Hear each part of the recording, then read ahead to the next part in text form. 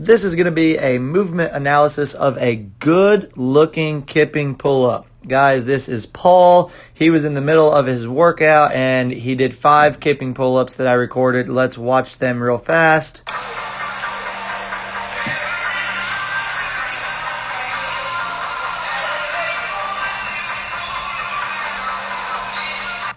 All right, so those, in my opinion, looked excellent. They all looked the same as the previous one. And here's why I wanted to do this, because there's not really anything wrong with these.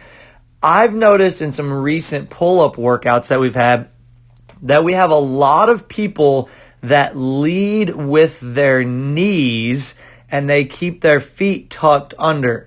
Maybe their feet come forward just a second, but then they lead with their knees. And that is not the most efficient way. In fact, that's pretty inefficient. So I noticed Paul was doing these right. So I grabbed the camera, ran over there, said, Paul, can I record you doing a set? So here's what we've got. We've got a good looking arch position, right? I'm not too concerned with the knees being broke a little bit at the back right here.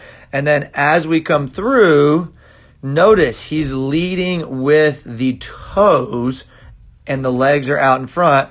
And as he finishes, or let's actually look at his hip. Right here, his hip, that shouldn't be an arrow. Disregard that. Let's just do this. Well, that's not what I wanted either. There we go.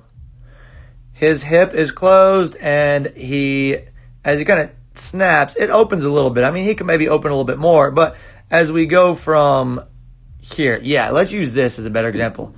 This is pretty closed, and then that is much more open.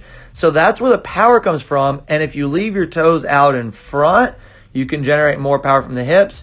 Chin clearly gets over the bar. He has the toes still in front when he finishes over the bar, so he can recycle right back into the next rep. That is key. Toes stay in front, toes stay in front. Even though his knees are bent, check it out. His toes are the furthest thing in front of his body right here. So this allows him, when he falls back, his toes actually go up, which is great. He falls into the next swing, which is exactly what we want. So for any of you guys breaking at the knee and ending up in this position, you're not getting as much power as you want. And instead, I want you to think about keeping those legs nice and long and leading with the toes so your pull-ups can look more like this.